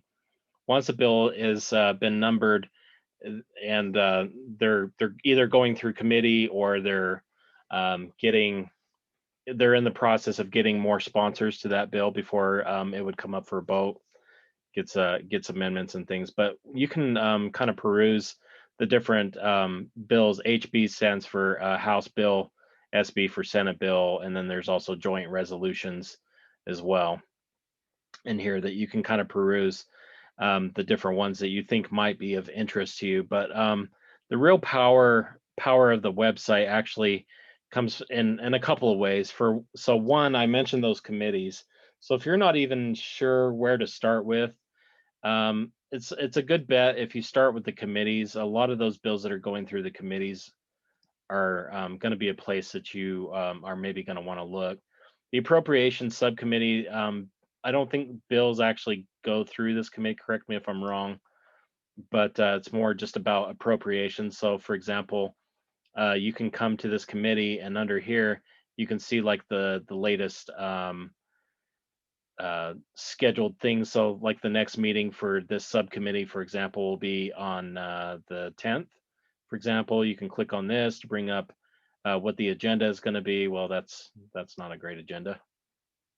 But the 4th was, so you can see, for example, the Department of Corrections gave a presentation, on this day and this time. And so you can actually, as private citizens, you can actually go in and participate in this. I think for the first year, I want to say you can do this virtually. So you can watch usually audio and video after the fact in previous years, but this year you can actually actively participate remotely because of COVID-19. But I hope they keep it, because I think it makes it easier for citizens to participate without having to go all the way up to the Capitol to be there in person. So I hope that they keep that. But you can come here and you can actually, I think there's a link here once the meeting starts that you can submit your your information, electronic participation available, for example. And then you can click on that and it says how to participate in virtual meeting, option to provide public comment at the committee's chair's discretion, video for all meeting, requires submitting your name. So you just have to submit your name is all. And when you're addressing, you address the chair. You don't address other people in the room. You're just addressing the chair, the committee chair. And you speak in support of or against something, and these are the reasons why. So this is great. Or you can just listen if you want to. You can also, there will be a link there that you can just join and listen live. But if you actually want to give public comment, you got to sign up for the public comment here, and you can click on this link. This actually gives you some instructions about how to do so. And it takes you like into a Zoom meeting, kind of like what we're doing right now. And at the appropriate time, they'll, I think, unmute you. So Wendy and Faye, when you were testifying today, how'd that process go for you? Do you want to talk about how that went? I didn't testify. I wasn't available, but I just listened behind. I did, and it was so slick. It really, I mean, you know, we got 1 minute for one bill and 2 minutes for the other. And I just had my comments on the DUI bill. I just had my comments all typed out. I had read it beforehand because I knew that 2 minutes was going to be the most I was going to get. So I read through it to make sure it was less than 2 minutes. And actually the representative is considering what I said, and I hope that there will be an amendment to the bill that will make it a better bill, since it will pass anyways, with enhancements, enhanced sentencing, mandatory minimums. But anyway, I think it was really slick. It was really effective. It actually allowed more people to comment, because you don't have all the time coming up to the desk with the microphone and all of that. And I am with you, Shane. I hope they keep this remote capability. Yeah, I think it's really wonderful. I think they're probably having more participation than they probably ever have before. I think so. Because I mean, if somebody, these are in the middle of the day and people work, but you could take off, you could kind of be monitoring where they're at and what bills they're presenting. And you can take off, 20 minutes to make a comment for, 2 minutes. So for those of you that are watching out there, if you really want to impact and make real change out there, I mean, this is where it happens. So we encourage you to get involved and make your voices heard, because they don't know. Legislators, I mean, they're people just like you and me, and they're not experts in our domain. They don't know what we're faced with as family members of the incarcerated, what that's like, what are the challenges that we face. They don't know unless we tell them. And I know prior to technology coming around to where it is, it's been there's been kind of the stigma where you kind of didn't come forward for a lot of different reasons. But I think that's really changing with this new technology, and I think with criminal justice reform, I think this is a really great thing. David, to ask if you wanted to send a comment to multiple members of the legislature, is there a search option to find multiple addresses? So David, my recommendation would be that you would just go to this website. Where did it go? So again, on this legislator's website, for example, if you're looking for a particular one, for example, you can click on the House roster, for example, if you're looking for a particular one, and then you can go to that reps page. So we'll click this reps page, for example. And then their email address is here. So you can just send a group email. And I think that's how you would do it. I don't know if there's necessarily a group function search, a way to do that. Unless Ann knows. Ann, are you an expert in that area? Do you know? Well, because I'm on the email list, I can do it, but I don't know Yeah, I'm not sure how to do it for the general public, but as Yeah. as an employee, I mean, I have ways, but I'm not sure. Sorry about that. Oh, no worries. So that's probably how you're going to do it, David. Thanks. Good question. So, and over here, you can see your committee information. You can actually, all of these are linked. So if you wanted to talk to a particular chair, so like, for example, Craig Hall is my representative, for example. So I could click there, go to his page, grab his contact information the same way. You can see an overview, like what is the committee about, what does this committee do, any related links and things like that. So down below here, you can see issues. Because this is a special appropriations committee, appropriations is kind of just a fancy word for funding. The various state agencies come forth and they put forth a budget and they're asking for a certain amount of money for various line items. And so those issues, so you can actually come down here to the various funding items. So if you're wondering how much they're funding for different things, you can come down here or see how much they're asking. How much is Board of Pardons and Parole asking for these various things? So these are the things that they cover in this committee. Same thing for corrections. You can see all the various issues and things like jail contracting base increase, you know, non-support amendments, electronic health record. I'm excited about this one. I would like to see them adopt a new EHR system for documenting medical cases. I'm glad they're bidding that. So just things like that. New community correctional center, Utah County Community Correctional Center operations, for example. So you can kind of see that. There's actually even a more in-depth budget thing. You can click on any one of these things, for example. So if you want to see what this EHR thing was, you could click on there. You could see what the budget request is. You could see the dollar amounts, statewide or just by corrections. You got a description about what the thing is. You can also navigate. So this goes into another tool that's called COBE. And COBE is a really super powerful tool. It stands for Compendium of Budget Information. So if you're wondering where all of our taxpayer dollars go, this is the breakdown of our taxpayer dollars. Boom, right there. And you can see like growth indexes, charts and stuff. This is a really awesome tool. I got really stuck in here. It's pretty telling, the different things that you can find in here. So you can come under subcommittees, for example, executive offices and criminal justice, corrections, several different things like corrections programs and operations. For example, if you wanted to see things like programming skill enhancements, for example, which maybe includes help taxpayer dollars for sex offender treatment. You can get down here and you could get that granular. So some things like this is all broken down to a big general fund. I'd kind of like to see that broken down a little more about how much they're dedicating for each program. But you can come in here, you can click on specific issues to see how that funding is broken down and prioritized, actually funded. So how much they actually funded. You can see all that information, background, financials.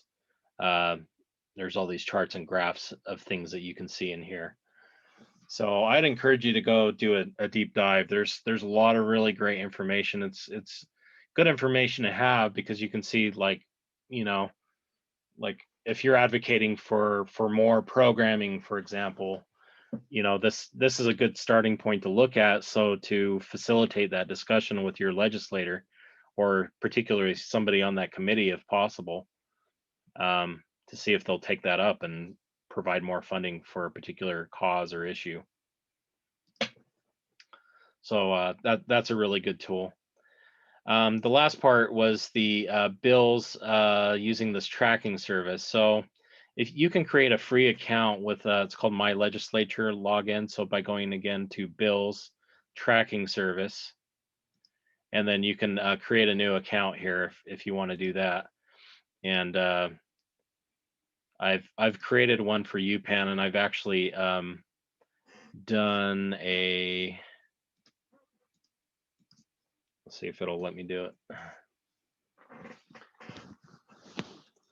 So, and maybe off screen, I'll log in here. My legislature login. Let's see, I'll log in. Okay. And so here's what this looks like and what this will allow us to do. So I logged in as Utah Prisoner Advocate. I created a free account for us. And under my legislature, you can track bills. So as you're clicking through these various bills, for example, so I'll pull one up just so that you can see. So there's some that I've targeted here that are in process. That means there's no bill language for that yet. Let's find one that's got actually a numbered bill. So we'll say sobriety program extension, for example. So you can come down here and under bill tracking over here, you can click start tracking and that'll add it to your page, your tracking page. And then at any time you can go to your tracking page so that you can kind of keep track of your bills, and you can also get notified by email anytime that there's a change to that bill. It's coming up for the next stage, when they're having a hearing about it, so that you can stay involved and stay on top.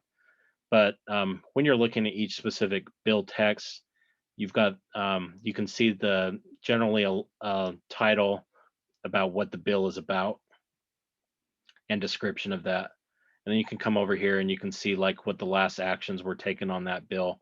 So I can see a committee note, Law Enforcement Criminal Justice Interim Committee recommended this bill a vote to 13-0, so near unanimous with 3 absences. So that tells us that this passed through the bill by Chief Sponsor Stephanie Pitcher. We love her, so Stephanie's awesome. So that's how you would go about finding and tracking your bills and doing that through the various subcommittees. That was kind of high level. Does anybody have any questions? I kind of went through that pretty quick. And then I want to turn the time over to Deon and Wendy and Faye about your bills that we're tracking. I just want to throw something out there because I don't have a lot of time to look through the bills other than what Shane is so kind to share are out there. But one of my representative is Mark Wheatley, and he has a newsletter that he emails to constituents that want it. And so you might want to check and see if your representative or senator have a newsletter that update you weekly on what they're working on. That's just another source of finding out what's going on. And yeah. That's awesome. Yeah, I don't think all legislators do that, so he's going above and beyond. I contacted my legislator, found out he's in the hospital with COVID. Oh, geez. That's not fun. Yeah, and it's stuff like this. So as you're tracking things, you can see things that are in progress as well. So things that maybe the bill hasn't been introduced, it doesn't have bill language. So when something says in progress process, that means the text hasn't been publicly released yet. It means that, but that person is still working on something. So like Faye, for example, Senator Anderegg is working on something on sex offender registry amendments, for example. So to us, if we were really on top of it, to me, that would say we should probably reach out to him and find out what they're working on. And just staying on top of that. And then the other thing is when you've targeted bills, and again, when you're going through the bills, you can actually just pull up a list of the bills as you're kind of going through here. And you can select which ones that you wanted to target. Where was I the other day? Let's see, bills in committees, bills and bill requests. So if you go to home bills and then under the home bills, view bills, I think it takes you to this page. And you can see what bills are in committee currently. You can see bills that are affected by code, whatever, by legislator, by keyword search, by issue, by date. But if you click on this top one, bills and bill requests, you can actually do a search. And I was actually going through there. I was looking by subject, for example. And let's see, arrest and detention maybe would be one that we're interested in. And so, for example, that pulled up a couple of good bills that we want to make sure that we're tracking. So juvenile interrogation amendments and jail photo distribution prohibition. This is a really good bill, by the way. That's going to prohibit jails from sharing basically mugshots of our loved ones before they've gone through their due process.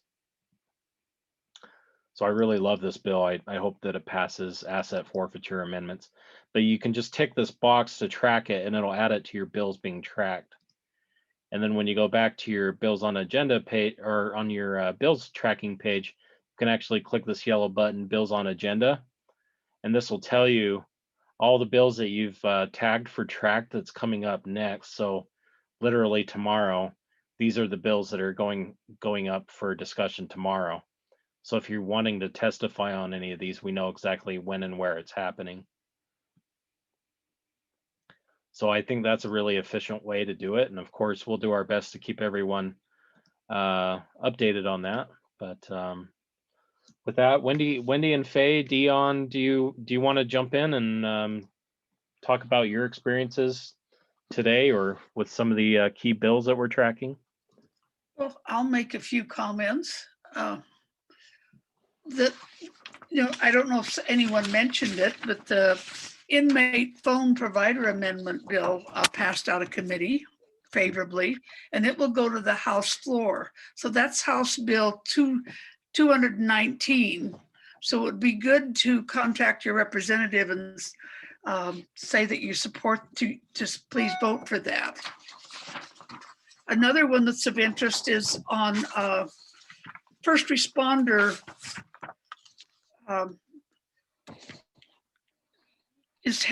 it's mental health crisis intervention. And so they're looking to put a council together to develop protocols and training that will have a representative from law enforcement and from mental health and from families who have had incidences with problems with mental health and first responders. So Deon, I don't want to go through these too quickly. So I wanted to have a chance to bring these up. So that inmate phone provider amendments. Yes. That happened today, and Faye, you said you were listening to this one. Who was it? So what the bill does. I listened to it. Yeah, I can mention it. It's just basically getting the cost of the calls out in the county jails to match what the cost is at the Department of Corrections. Deon, why don't you explain more? Well, that's what that's about, is to study it and try to get them so that they're on the same page and not to have such excessive fees when you're calling out in the county's jails. So it was, and that it was a short discussion, but it did pass out favorably. So now it'll be discussed on the House floor. So that's a really good sign, because that means I think it made it further than it did last year. So, because I don't think it even made it that far last year, if I'm correct. So big kudos. Thank you to Representative Acton for reintroducing that. She actually got a lot of support. Everybody was very pleased with what she presented, and I think everybody's going to be on board. I don't think it's going to be difficult passing this through, especially when they talk about lowering recidivism and how important contact is with families. So I don't think this is one we have to worry about, but we can still write our legislators and say, please support this. It'll make a huge difference.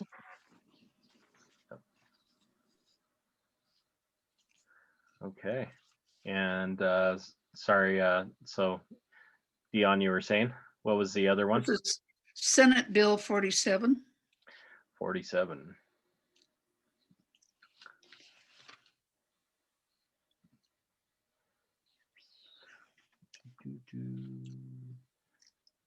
So Senate Bill 47. And that was the Mental Health Crisis Intervention Council. Yes. And that one, this will be the one where they'll form a council to recommend standards and practices. And this will have mental health crisis workers, family members who have experienced problems with first responders responding to their mentally ill family members, and law enforcement will all be on that committee, that council. And it looks like that one passed out of committee. That did. It's going to go to the floor of the House next. Fantastic. Great. What's the next one?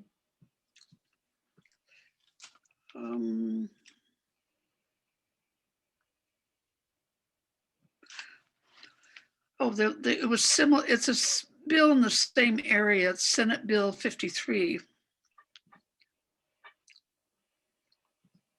This is Behavior Emergency Services Amendments.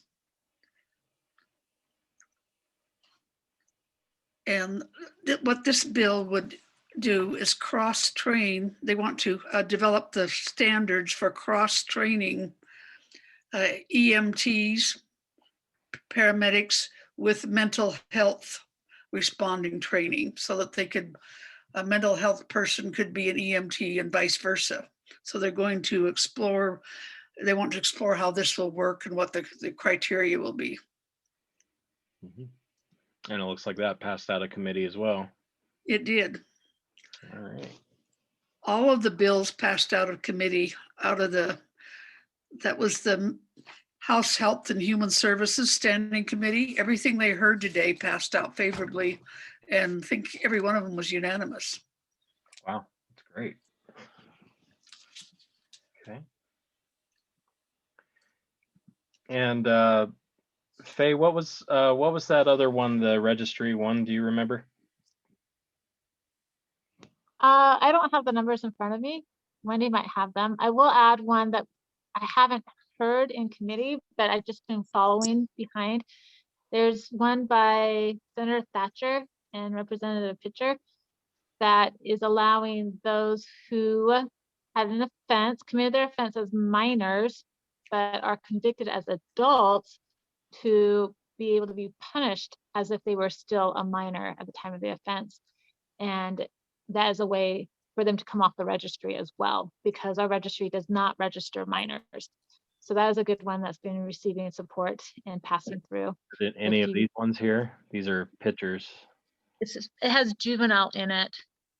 So she's the, let's see, can you go to Thatcher? Senator. So you're over in the representatives. Can you change it to the senators? Oh.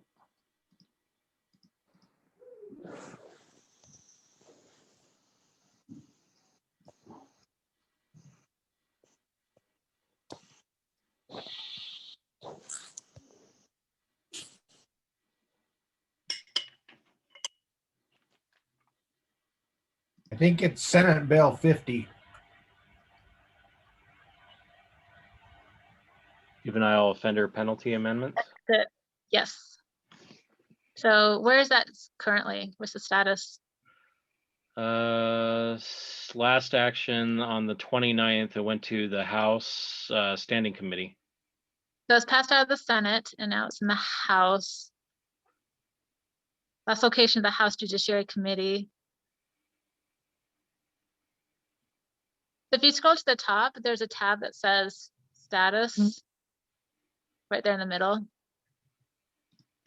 Yeah.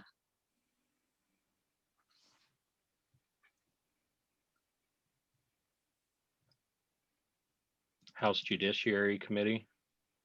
Okay. And it doesn't look, so it's been passed to them. It hasn't been put on their schedule yet. And that's a good committee. I'm glad it's going there instead of the law enforcement one. So I think it's going to be successful. And it's a good bill. It needs to get passed. And what was the bill about again? It's for people who commit a sexual offense as a minor between the ages of 14 and 17, but they are convicted as adults. And so this has caused problems as adults further down the road being charged and convicted for something they did when they were juveniles. And so that's going to lighten the punishment for them as if they had gone through the juvenile system. Of course, they won't be incarcerated in the juvenile system, so I'm not sure exactly how that relates, but it's not going to be as harsh of a punishment as if they were a full-blown adult committing this crime.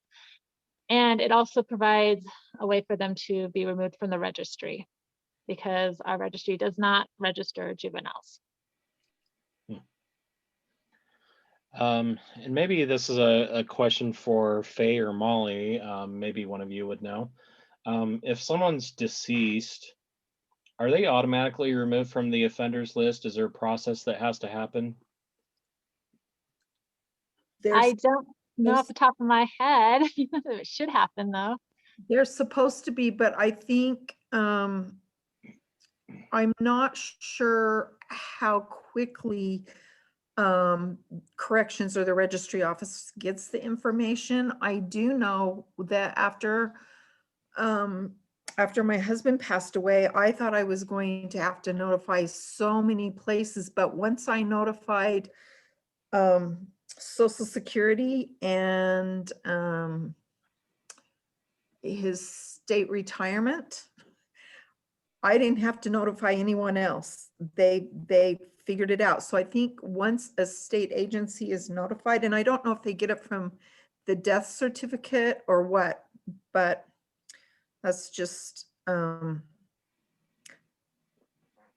have noticed that a couple of my former clients have passed away and they're not on the registry, but I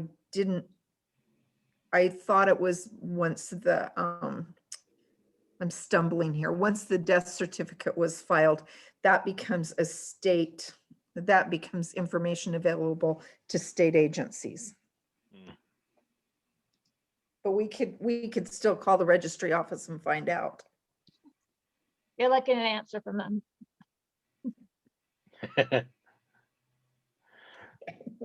So Shane, this is Wendy, on SB 165, that's Senator Weiler's bill, that will basically, it just builds on his bill from last year, which said that if you had committed an offense that was one time required registry, and there are a few offenses that for a year or 2 or 3 you were required to register, but those offenses no longer require registry, and yet those people remain on the registry with and are continuing to register.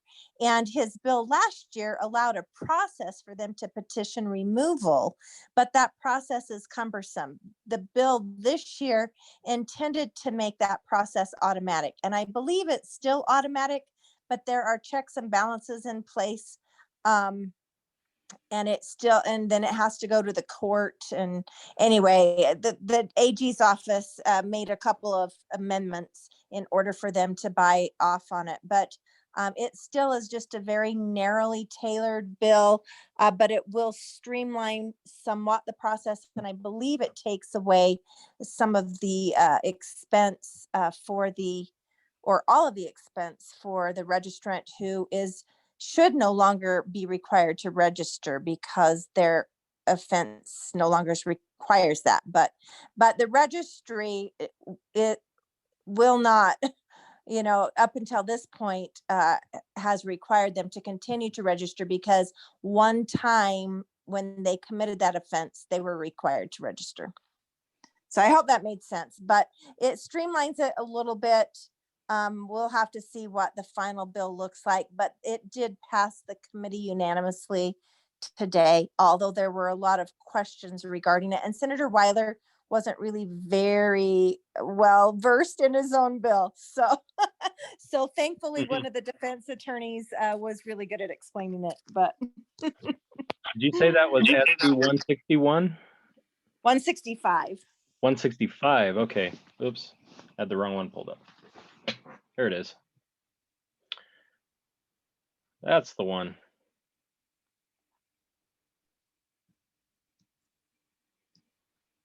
Perfect. Well, And then there were several bills. They all passed. Once they get to these committees, honestly, they may make a few minor amendments, but it seems like whether it's enhancing penalties or making life a little bit easier, it seems like they passed. There is a bill that will undo what was just put in place 4 months ago that made bail dependent upon ability to pay. And since there was one person let out on an ankle monitor that somebody up north felt was too dangerous to be let out on an ankle monitor while awaiting trial, they are all up in arms, and they voted to in committee, in the law enforcement committee, to overturn that bill. And it was it was Pitcher's bill last session. And so it's coming to the Senate. We'll see what happens, but that's really unfortunate. yeah. Yeah, there was several articles in the newspaper, I believe, about that. We had shared. Yeah.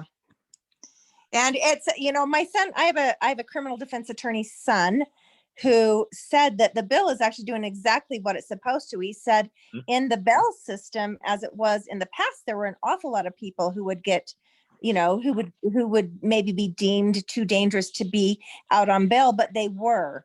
And he said now more people actually with the more dangerous offenses or charges are actually being kept without bail, where the other lower level offenses are being let out as the bill intended. But somebody is upset up north, so Yeah, it was like a Cache County. Yeah.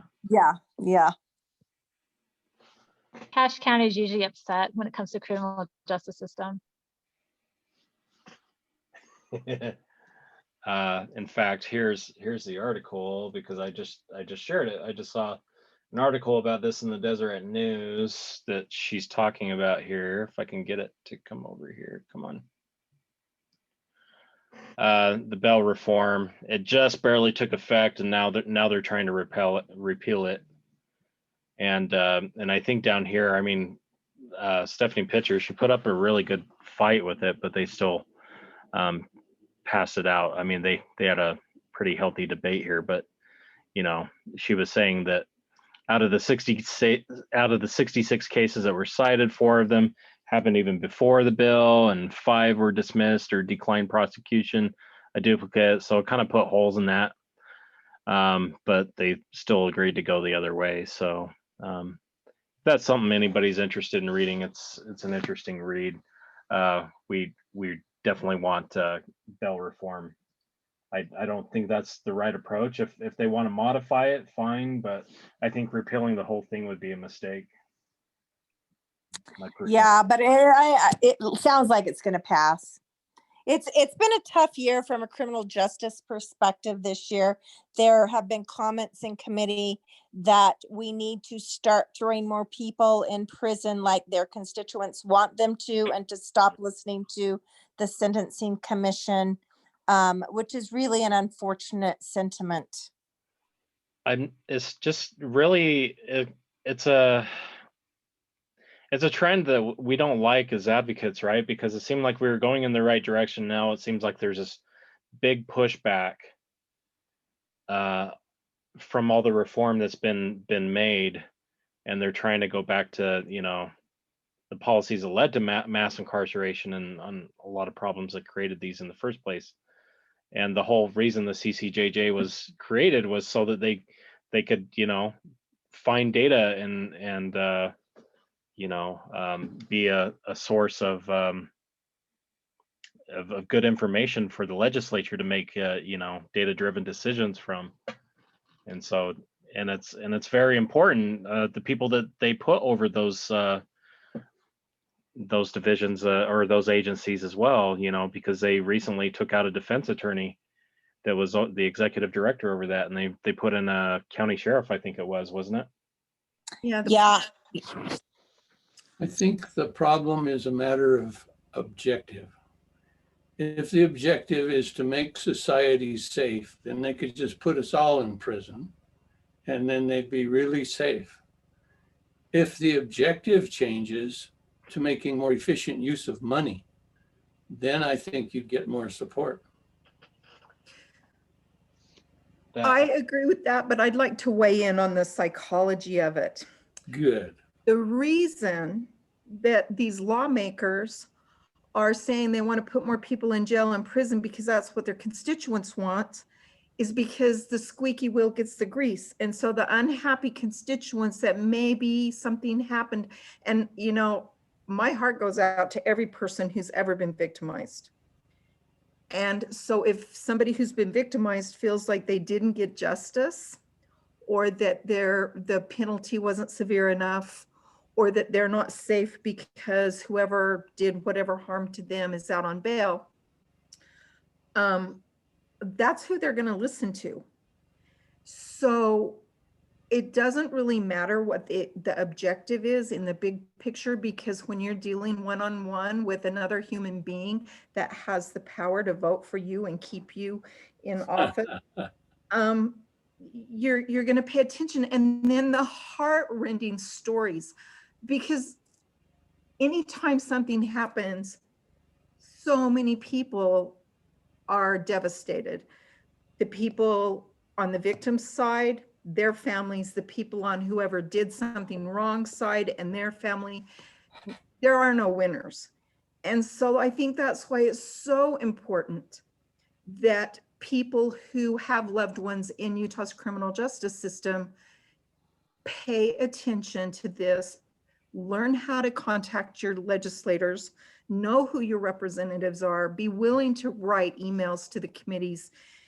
And I saw something that Anne shared earlier, and it's when you're writing a group email to people on committees, BCC them all so they don't, so it doesn't look like a mass email, so that they're looking at it as if you're emailing only them. They're more likely to read it than if they see it's a mass email.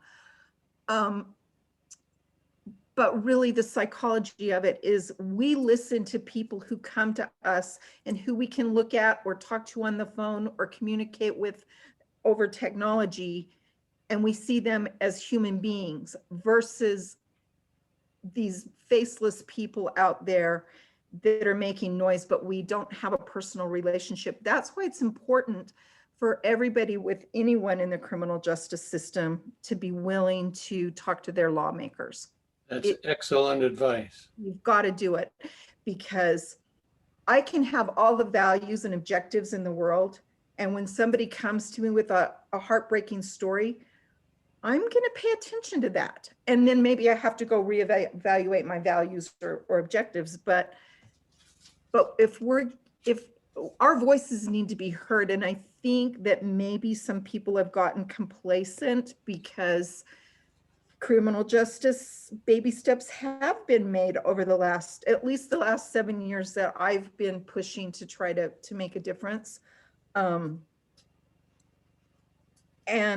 the status quo, it's totally shifting. So maybe people that could have a voice on the side of criminal justice of people who've offended have gotten more complacent or more quiet, while people on the side of victims' rights have gotten louder. And again, I want to be clear, nobody wins in this. Victims are hurt. People who've offended are hurt. Everybody's hurt. Nobody's a winner.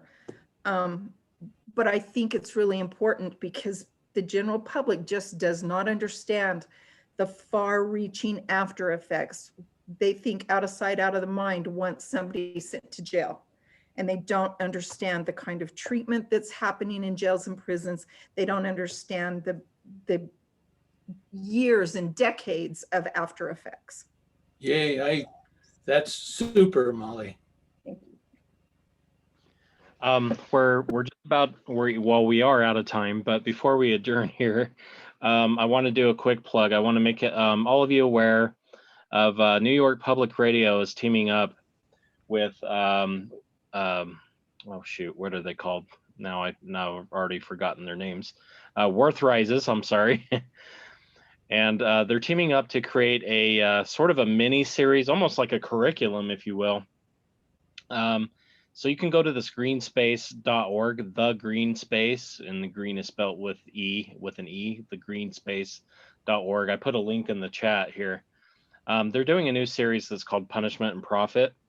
And every Tuesday at 7 p.m. Eastern time, so 5 p.m. our time, between starting tomorrow and going through May 4th, they are going to take an in-depth look on each sector of the prison industry.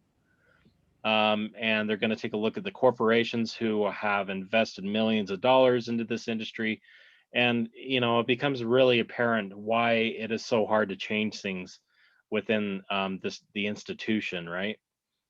And so the first upcoming event, like I said, is tomorrow. It's going to be focused on architecture and construction, which I think is very relevant with the new prison being built.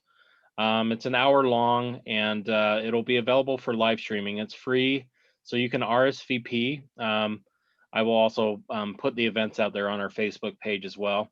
But you know, it covers various sections like architecture and construction, operations and management. That one's going to be really interesting.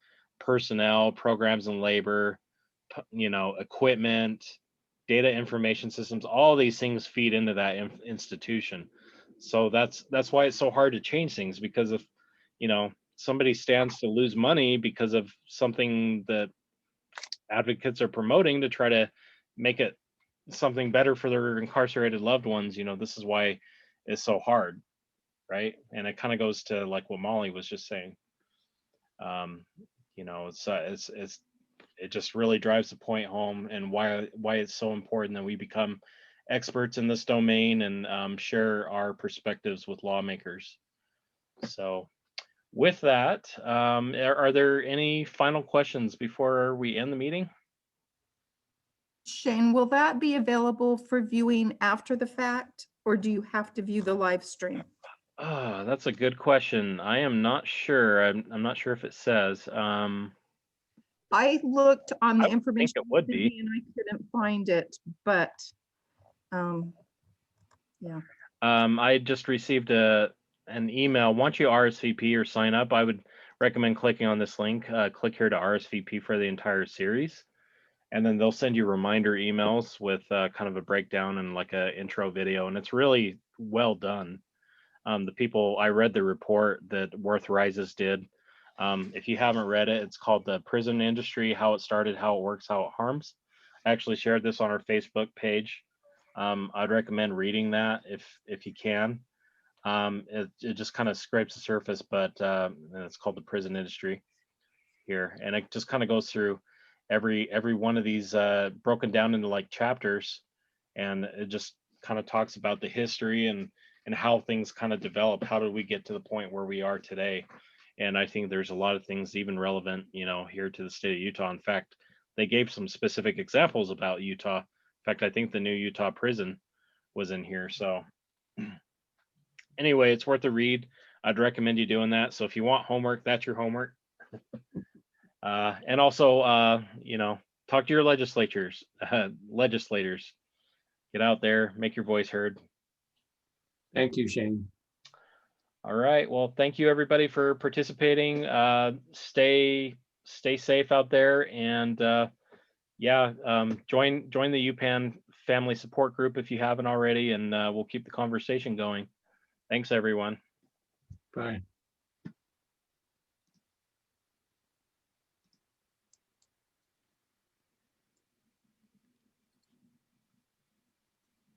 Molly, the newsletter has been finished.